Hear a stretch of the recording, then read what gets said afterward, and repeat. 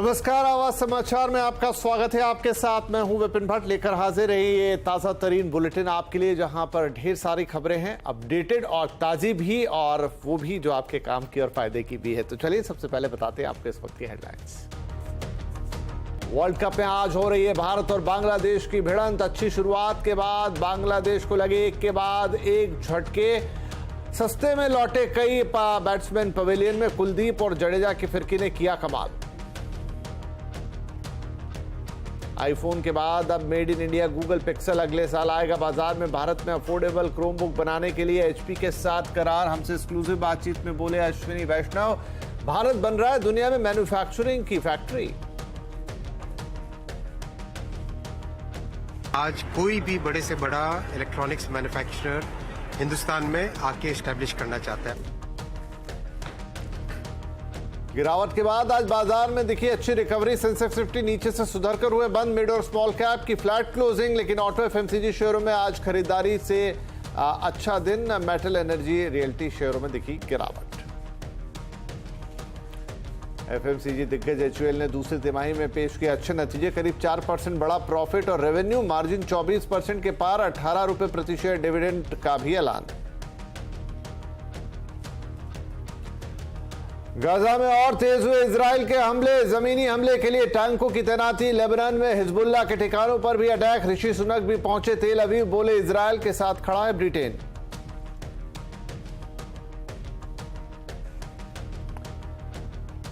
और महिला सशक्तिकरण के लिए गरबा में ट्विस्ट। खिलैया बुलेट स्कूटी और विंटेज कार पर सवार। हाथों में डांडिया की जगह पकड़ी तलवार।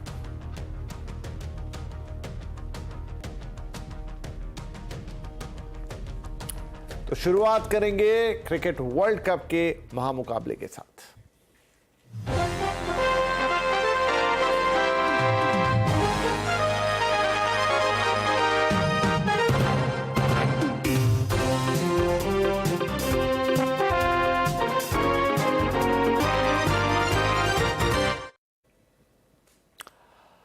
तो उम्मीदों के वर्ल्ड कप में आज हो रहा है भारत और बांग्लादेश का जोरदार मुकाबला, जो कि इस वक्त पुणे में चल रहा है। हालांकि आज बांग्लादेश ने टॉस जीतकर पहले बैटिंग करने का फैसला लिया। शुरुआत के 5 ओवर में तो लगा कि फैसला गलत हो गया, क्योंकि भारत ने बहुत कसी हुई गेंदबाजी की, लेकिन उसके बाद के जो 6 ओवर गए उसमें लगा कि बांग्लादेश का फैसला सही है, क्योंकि तेजी के साथ रन आए और एक समय तो 80 के स्कोर पर बिना विकेट खोए 11 ओवर तक पहुंच चुकी थी बांग्लादेश की टीम। लेकिन उसके बाद बांग्लादेश की टीम को भारतीय गेंदबाजों ने एक के बाद एक झटके दिए हैं और इस वक्त बांग्लादेश की जो आधी टीम है वो पवेलियन लौट चुकी है और 180 रन से 2 रन ज्यादा ही बोर्ड पर लग पाए हैं। तो इस वक्त अगर देखा जाए तो ये मैच भारतीय टीम ने अपनी गिरफ्त में लेना शुरू कर दिया है और एक अच्छी स्थिति में खड़ी दिखाई दे रही है। चलिए कुछ और बातचीत करते हैं इस मैच के बारे में, थोड़ा देखते हैं कि दोनों टीमों का हिसाब किताब क्या है। एक नजर डालते हैं वर्ल्ड कप के मुकाबलों में दोनों टीमों ने अब तक कैसा किया है। तो देखिए वर्ल्ड कप में 2007 को याद कीजिए, पहली भिड़ंत थी बांग्लादेश की और भारत की, और बड़ा उलटफेर हुआ था। बांग्लादेश ने भारत को हराकर पूरे क्रिकेट वर्ल्ड को एक तरह से आश्चर्य में डाल दिया था और भारत न सिर्फ हारा था बांग्लादेश से, बल्कि टूर्नामेंट से ही बाहर हो गया था। लेकिन उसके बाद 3 मुकाबले हो गए वर्ल्ड कप के अंदर। 2011 में 87 रनों से भारत जीता। उसके बाद अगला वर्ल्ड कप 2015 में 109 रन से भारत ने बांग्लादेश को मात दी और फिर हमने 2019 यानी पिछले वर्ल्ड कप में देखा 28 रनों से भारत ने बांग्लादेश पर जीत दर्ज की थी। तो अगर हम वर्ल्ड कप की बात करें तो स्कोर है 3-1। एक मुकाबला बांग्लादेश के हिस्से तो 3 भारत के हिस्से आए। अब थोड़ा हेड टू हेड कि वनडे में आज तक दोनों टीमों का क्या हिसाब किताब रहा है, उससे आपको दोनों टीमों की दमखम का पता चलता है। वनडे मैचेस हुए 40, दोनों टीमों ने 40 वनडे खेले हैं। भारत ने इसमें से 31 वनडे मैच जीते हैं, जबकि 8 जीत गई है बांग्लादेश के खाते में और एक मैच में कोई नतीजा नहीं निकल पाया था। तो यह तो हिसाब किताब हो गया वनडे का।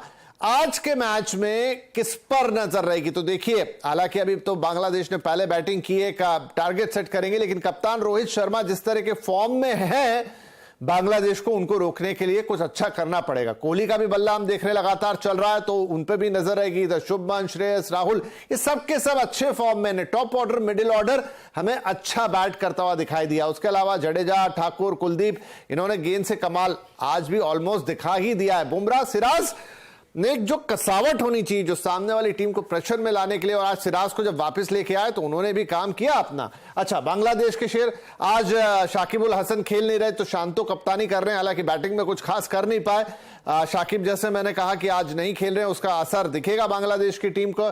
मुशफिकिर जरूर अच्छे फॉर्म में थे, लेकिन और लेटन का बल्ला चल रहा था, उन्होंने आज दिखाया भी कि उनका बल्ला चला, लेकिन अपनी पारी को बड़ी पारी में कन्वर्ट नहीं कर पाए। तो हाल फिलहाल तो पुणे से खबर यही है कि जो बांग्लादेश की टीम है उसने 180 का आंकड़ा पार कर लिया, लेकिन आधी टीम इस वक्त पवेलियन के अंदर है। पॉइंट्स टेबल बड़ी इंटरेस्टिंग है, इस पे नजर डाल लेते हैं। देखिए, आज भारत अपना चौथा मुकाबला खेल रहा है, जीतता है तो उसके भी 4 मैचेस में 8 पॉइंट हो जाएंगे। न्यूजीलैंड टॉप पर है 4 मैचों में से 4 जीतकर, लेकिन ये जो नेट रन रेट है बड़ा इंपॉर्टेंट है। थोड़ा सा पीछे है अभी भारत। अगर आज के मैच में एक अच्छे अंतर से हरा देता है बांग्लादेश को, तो नेट रन रेट के हिसाब से वो पॉइंट्स टेबल में नंबर 1 पर पहुंच जाएगा। बाकी टीमों की स्थिति देख लीजिए। दक्षिण अफ्रीका 3 मैच खेले हैं, 2 जीते हैं, 1 हारा है, 4 अंकों के साथ चौथे स्थान पर। यही स्थिति पाकिस्तान की है, 3 खेले हैं, 2 में हार मिली है, 2 में जीत मिली है, 1 हारा है, 4 अंक के साथ चौथे नंबर पे खड़ा हुआ है। इंग्लैंड, बांग्लादेश और देखिए ऑस्ट्रेलिया इस बार खिसक के चली गई है, काफी नीचे इस वक्त 6ठे नंबर पे खड़ी हुई है।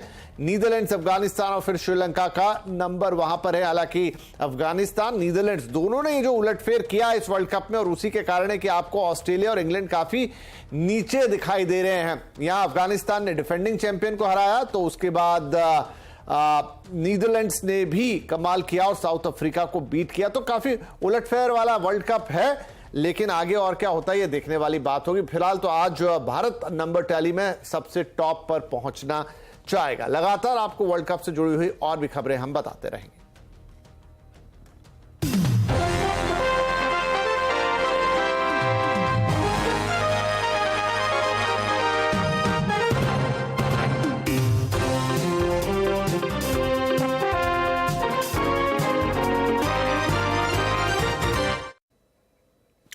चलिए, वर्ल्ड कप के बाद अब बात करते हैं एप्पल के बाद अब made in India Google pixel, या कहें आईफोन के बाद अब made in India Google pixel भी अगले साल से आपके हाथों में होगा। इसके अलावा गूगल क्रोम बुक भी भारत में बनेगी, और इसके लिए गूगल ने एचपी के साथ करार किया है। Google for India annual event में आज गूगल ने ऐसी कई बड़ी बातें बताई। इसके अलावा डिजिटल मिशन और फाइनेंशियल फ्रॉड रोकने पर भी कुछ उपाय किए गए हैं। हमारी संवाददाता दीपाली नंदा इस पूरे इवेंट को कवर कर रही हैं, उन्हीं से बातचीत करते हैं। तो दीपाली, पहले तो ये बताइए कि गूगल इंडिया में इवेंट में भारत के बारे में काफी कुछ बड़ी बातें हुई हैं, और मेक इन इंडिया को भी एक बड़े बूस्ट की बात यहां पर कही जा रही है। क्या क्या बड़ी बातें निकल कर आई हैं इस इवेंट से? देखिए, गूगल के सालाना इवेंट गूगल फॉर इंडिया में आज कुछ इंपॉर्टेंट अनाउंसमेंट की गई। पहली अनाउंसमेंट रही गूगल पिक्सल 8 की मैन्युफैक्चरिंग को लेकर। आज इस इवेंट में जानकारी दी गई कि जो पिक्सल का लेटेस्ट मॉडल है पिक्सल 8, इसकी मैन्युफैक्चरिंग अब भारत में की जाएगी, और साथ ही साथ ये भी दावा किया गया कि पूरी तरह से make in India Google pixel 8 smartphone अगले साल तक मार्केट में आ जाएगा। गूगल क्रोम बुक की बात करें तो स्टूडेंट्स के लिए इसे अफोर्डेबल बनाने के लिए आज गूगल ने एचपी के साथ भी अपनी पार्टनरशिप का अनाउंसमेंट इस इवेंट के दौरान किया है। साथ ही साथ डिजिटल क्रेडिट पर फोकस गूगल की तरफ से होता हुआ दिखाई दिया। अपने जो यूपीआई ट्रांजैक्शन प्लेटफॉर्म है गूगल पे, उस पर अब लेंडिंग के पोर्टफोलियो को एक्सपैंड करने जा रहा है गूगल। इसके लिए पर्सनल लोन और बिजनेस लोन के लिए एक्सिस बैंक और आईसीआईसीआई बैंक के साथ गूगल ने अपनी पार्टनरशिप का अनाउंसमेंट आज इस इवेंट के दौरान किया। एक और काफी इंटरेस्टिंग यहाँ पर अनाउंसमेंट की गई, वो है सैशे लोन। यानी अगर किसी छोटे कारोबारी को 15,000 रुपए के लोन की जरूरत पड़ती है, तो वो भी अब जीपे के जरिए डीएमआई फाइनेंस से 15,000 रुपए का लोन हासिल कर सकता है। और अगर इसकी ईएमआई की बात करें तो वो 111 रुपए से शुरू होगी। तो डिजिटल क्रेडिट को किस तरह से बढ़ावा दिया जाए, इस लिहाज से ये बड़ी अनाउंसमेंट आज इस पूरे शो के दौरान की गई। साथ ही साथ लास्ट में ये भी बताया गया कि किस तरह से जो फाइनेंशियल फ्रॉड है उसको रोकने के लिए गूगल एआई और मशीन लर्निंग की मदद ले रहा है। जी शुक्रिया दीपाली इस अपडेट के लिए। इधर गूगल इवेंट में पहुंचे इलेक्ट्रॉनिक्स और आईटी मिनिस्टर अश्विनी वैष्णव ने सीएनबीसी आवाज से खास बातचीत की। इनफैक्ट दीपाली ने उनसे बातचीत की। अश्विनी वैष्णव ने कहा कि भारत दुनिया में मैन्युफैक्चरिंग की नई फैक्ट्री बन रहा है। गूगल पिक्सल 8 की बात करें तो उसके मैन्युफैक्चरिंग इंडिया में शुरू होने वाली है। किस तरह से देखते हैं मैन्युफैक्चरिंग के हिसाब से देश को कितना फायदा होगा इस सेटअप से?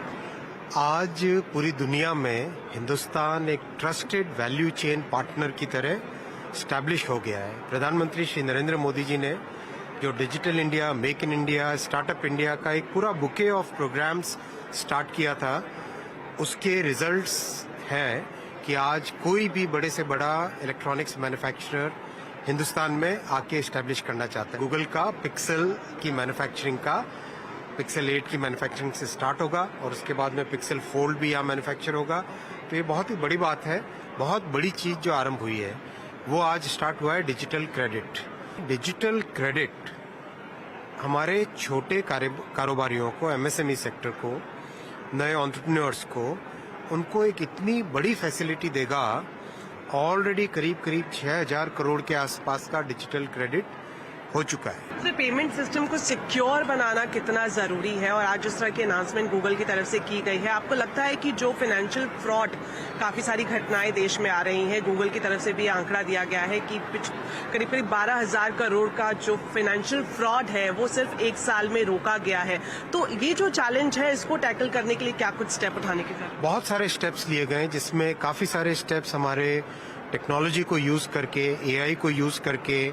अगर आप देखेंगे कुछ ही टाइम पहले सरल संचार साथी एक पोर्टल लॉन्च हुआ था, उसके बाद में लार्ज नंबर ऑफ फ्रॉडस्टर्स पकड़े गए।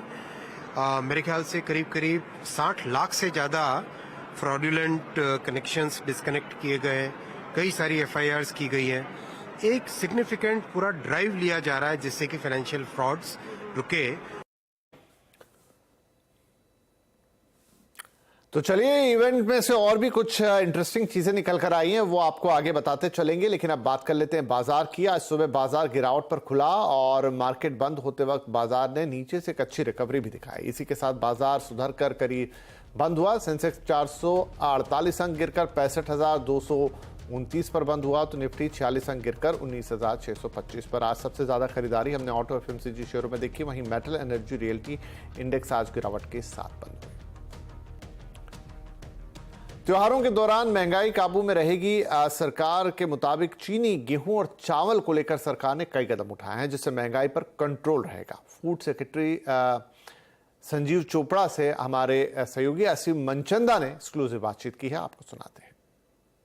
त्योहारों की शुरुआत हो चुकी है, चीनी के दाम अभी हमको काबू में ही दिख रहे हैं, आगे भी काबू में रहेंगे? आगे भी काबू में रहेंगे। अभी हमारे पास पर्याप्त स्टॉक है। 57 लाख टन 1 अक्टूबर को स्टॉक था हमारे पास, जो कि करीबन 2.5 महीने की खपत के लिए पर्याप्त है। तो उसके अलावा अभी क्रशिंग भी शुरू हो गई है कई भागों में हमारे देश के शुगर मिल्स में, और नई चीनी भी आनी शुरू हो जाएगी अगले 3-4 हफ्तों में। तो शुगर, चीनी के दृष्टिकोण से हमारा कोई ऐसी चिंता का विषय नहीं है, उसका अवेलेबिलिटी हो या उसके दाम हो। सर, महाराष्ट्र और कर्नाटका में थोड़ी सी कम बारिश इस बार अगस्त में देखने को मिली, उसका असर कुछ शुगर केन प्रोडक्शन पे या शुगर पे दिखेगा? तो जो हमको खबरें मिल रही हैं महाराष्ट्र से और कर्नाटका से कि अगस्त के महीने में जो बारिश बहुत कम हुई, उसके चलते कुछ प्रभाव पड़ा है गन्ने की फसल पर इन 2 राज्यों में। लेकिन उत्तर प्रदेश में फसल की स्थिति बहुत ही अच्छी है। सर, गेहूं पे भी हमने सरकार की तरफ से कई कदम आते देखे। आपने स्टॉक लिमिट लगाई, उसके बाद कम की, एफसीआई के जरिए खुले बाजार में आप गेहूं बेच रहे हैं। दाम गेहूं के भी अब काबू में रहेंगे आपको लगता है? गेहूं के दाम काबू में रहेंगे। आपने देखा कि करीबन 3.5% की हमारी बढ़ोतरी हुई है 1 साल में गेहूं के दामों में, जो कि मैं समझता हूं कि बहुत ज़्यादा नहीं है। और गेहूं हम स्टॉक लिमिट तो जैसे बताया आपने हमने लगाई हुई है, उसको हमने अभी कम भी किया है। 2000 टन हमने रखी है stock limit for processors and wholesalers and traders. और अब बात करेंगे इजरायल और हमास के बीच चल रही जंग की।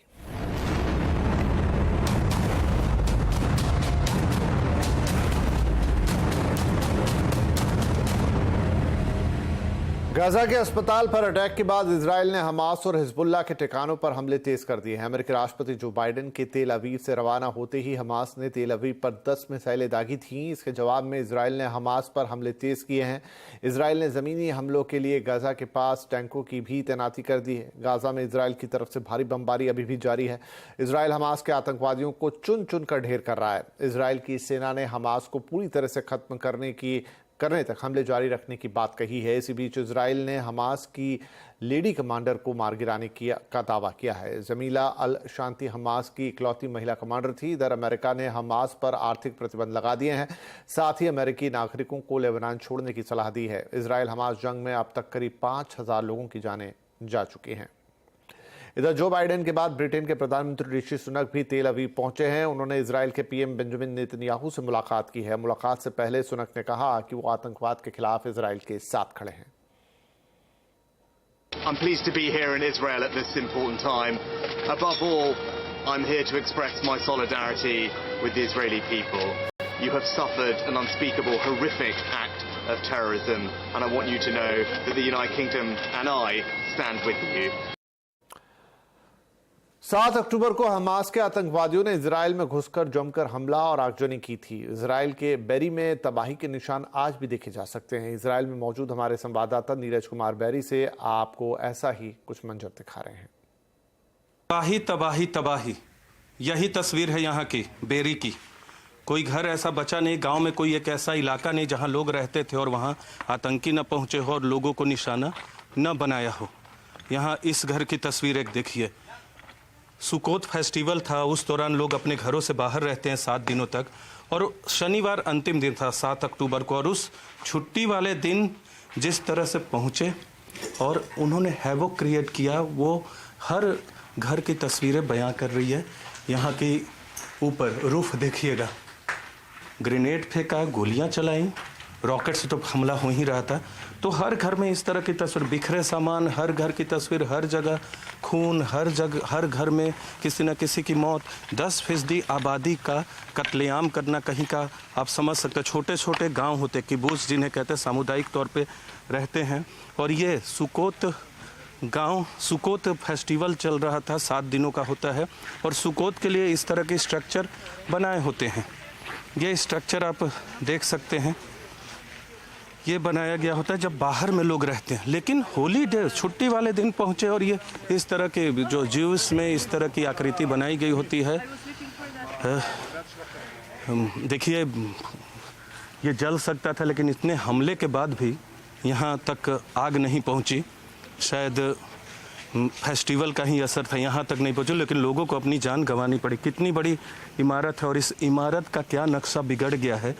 जैसे आग लगती है, बड़ी आग की घटनाएं होती हैं, उसके बाद जैसी कालिख पड़ती है, वो कालिख यहाँ आपको पड़ी हुई दिखेगी। लेकिन ये तबाही जो है, जब आग लगता है तो इस तरह की तबाही कभी आपने नहीं देखी होगी। कालिख तो आग की वजह से लग जाती, लेकिन ये तबाही कोई आतंकी ही कर सकता है, जिसके दिल में किसी तरह की भावना नहीं हो। वो मानव की तरह नहीं, आतंकी की तरह सोचता है, राक्षस की तरह सोचता है, और वही इस तरह की घटना को अंजाम दे सकता है। तो ये तस्वीरें हैं इजराइल से। अभी भी जो हमास और इजराइल के बीच जंग है, दोनों तरफ की ये स्थिति है। दोनों तरफ से हमले हुए हैं, एक दूसरे पे जारी हैं, और ये दर्दनाक तस्वीरें निकल कर आ रही है। छोटा ब्रेक लेंगे यहाँ पर। ब्रेक के बाद बात करेंगे हम गरबा उत्सव की। वेलकम बैक, आप देख रहे हैं आवाज समाचार। अब कुछ और खबरें। 5 राज्यों में होने वाले विधानसभा चुनाव को देखते हुए गृह मंत्री अमित शाह आज छत्तीसगढ़ के दौरे पर पहुंचे। जगदलपुर रैली में अमित शाह ने छत्तीसगढ़ में 3 दिवाली मनाने की बात कही। बजाओ किरण सिंह जी के लिए, और आज के कार्यक्रम में आए हुए और इतनी बड़ी संख्या में मेरे ट्राइबल और पिछड़े भाइयों को देखकर मेरा सौभाग्य है। देश भर में एक दिवाली मनेगी, सब जगह एक ही दिवाली मनाते हैं ना। पंच, सरपंच, जनपद सदस्य, जिला पंचायत सदस्य, जो चुनाव हमारे मनीराम जी लड़े वो जीते हैं। और मैं और तयीन विधानसभाओं से आए हुए मध्य प्रदेश के चुनाव में किसका पलड़ा है भारी और क्या कांग्रेस के वादों से शिवराज की योजनाओं को मिलेगी चुनौती? आज आवाज अड्डा में इसी पर होने जा रही है बड़ी चर्चा। शाम 7:57 पर जरूर जुड़िएगा हमारे साथ। आज का आवाज अड्डा, बात करेंगे मध्य प्रदेश के चुनाव की।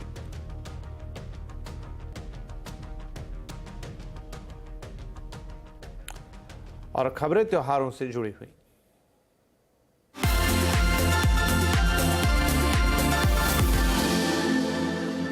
नवरात्रि में गरबा तो हर कोई करता है, लेकिन राजकोट में अनोखे तरीके से गरबा करती हैं क्षत्रिय समाज की महिलाएं। विंटेज कार, बुलेट और स्कूटी पर सवार होकर ये महिलाएं तलवारबाजी करते हुए रास रचाती है। देखिए।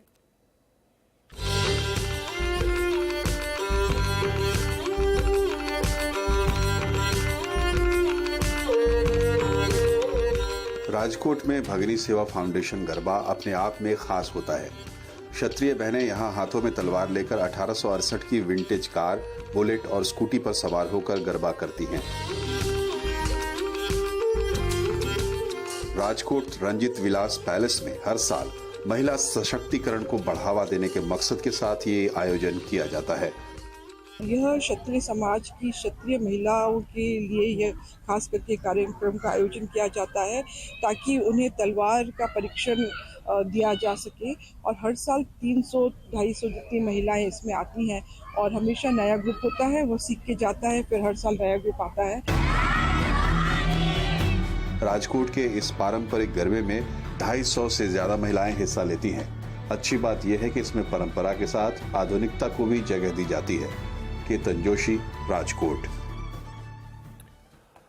त्योहारों के मौके पर खर्चा बढ़ जाता है, ऐसे में आप लोन ले सकते हैं, लेकिन पर्सनल लोन से बचकर, क्योंकि सबसे महंगा होता है पर्सनल लोन। और इस पर आरबीआई गवर्नर ने भी चिंता जताई है कि भाई इतनी तेजी से देश में पर्सनल लोन क्यों बढ़ रहा है, क्या ये बहुत आसानी से मिल रहा है, लेकिन कहीं इसमें आप गच्चा ना खा जाए। तो आज कंज्यूमर अड्डा में हम इसी पे करेंगे चर्चा। पर्सनल लोन लेकिन संभल कर आपको लेना है और क्या बातों का ध्यान रखना है, पूरी बातचीत आपको बताएंगे एक्सपर्ट्स के साथ। 5:57 आज का कंज्यूमर अड्डा।